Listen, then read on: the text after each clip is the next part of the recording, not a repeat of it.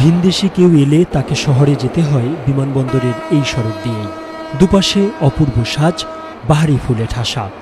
নাম কেউ বলেন গোলাপি পিঙ্ক, আবার কেউ বা লাল সোনালু। নেভি হেডকোয়ার্টার্স পর্যন্ত দেখা মিলবে এই ফুলের। এরপরেই ছন্দপতন। তবে মন ভরে যায় ঢাকা বিশ্ববিদ্যালয় ক্যাম্পাসে। বিশাল কৃষ্ণচূড়া গাছ, ফুলে ছাওয়া।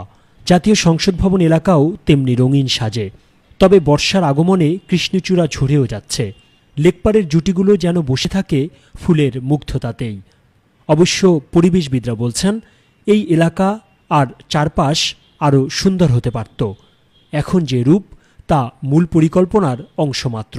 আমাদের দেশে কত গাছ আছে, কত রঙের ফুল আছে, সেগুলি শত শত গাছ আপনি কল্পনা করেন যদি আপনি সাজান শৈল্পিক নিয়মে, তাহলে আপনার দৃশ্যপটটা কেমন হবে।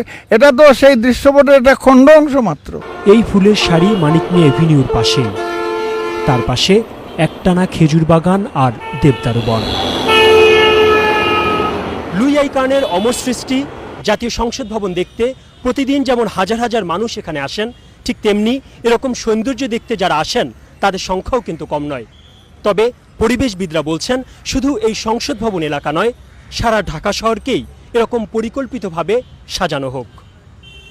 জাতীয় সংসদ ভবন এলাকা থেকে মোস্তফা মল্লিক, চ্যানেল আই।